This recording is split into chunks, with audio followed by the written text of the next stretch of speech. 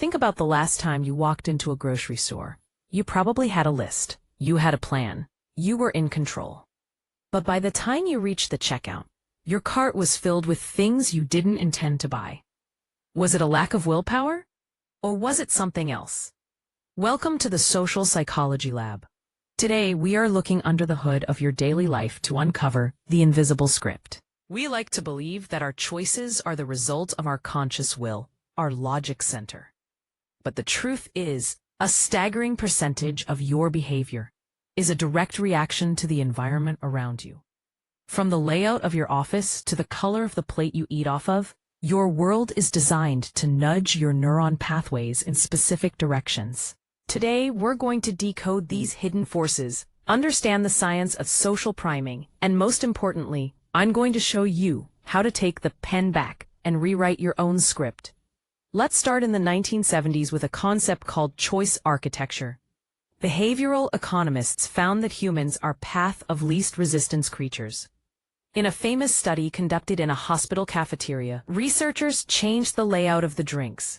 Simply by moving water bottles to eye level and placing soda in less accessible bins, water consumption increased by 25%, while soda sales dropped by 11%. The people didn't choose to be healthier, the environment chose for them.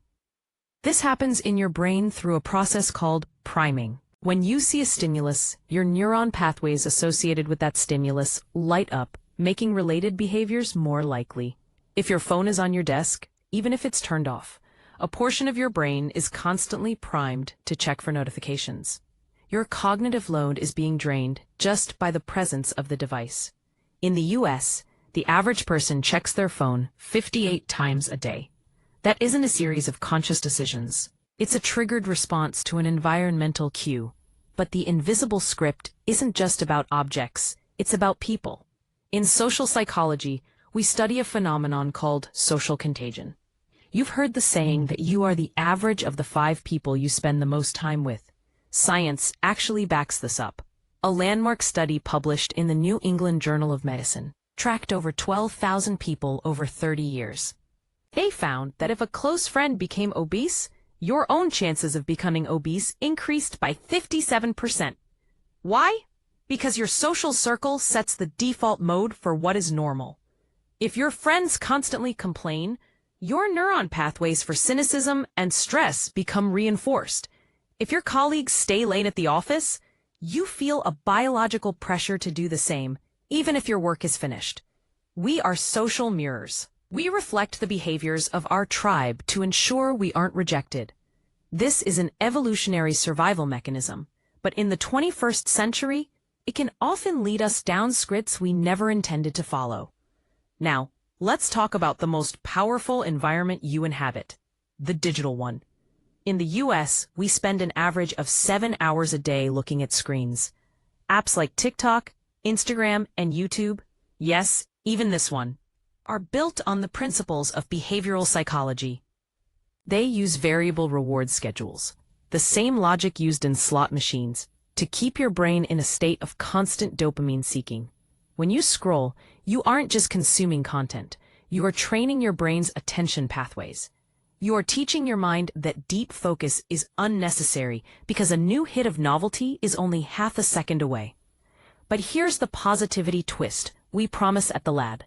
Because your brain is neuroplastic, you can use these same principles to your advantage. You can hack your digital environment to prime you for success instead of distraction. So, how do we take control? How do we become the architects of our own behavior? Curation of cues. If you want to read more, put a book on your pillow in the morning. If you want to eat better, put the fruit bowl in the center of the kitchen and hide the snacks in a high, opaque cabinet. Make the good habit the easy habit. The audit of the 5. Look at your social circle. Who energizes you? Who drains you? You don't have to cut people out, but you can choose to spend more time with the scripts you want to emulate. Digital boundaries. Use grayscale mode on your phone to make it less rewarding for your brain. Move social apps off your home screen. By changing the cues, you change the neurons. By changing the neurons, you change the life. Human behavior isn't a fixed trait. You aren't lazy or distracted by nature. You are simply a biological system reacting to your surroundings. The most successful people in the world aren't the ones with the most willpower. They are the ones who have designed the best environments. They've written a script that makes success inevitable. I want to hear from you in the comments below. What is one invisible script you've noticed in your own life this week? Let's discuss it in the comments. I'll be down there, replying to as many of you as I can. Thank you for joining me today in the Social Psychology Lab. If this deep dive helped you see your world a little differently, hit that like button and subscribe. Every week, we'll continue to decode the science of us. I'm Elodie, and I'll see you in the next experiment. God bless everyone.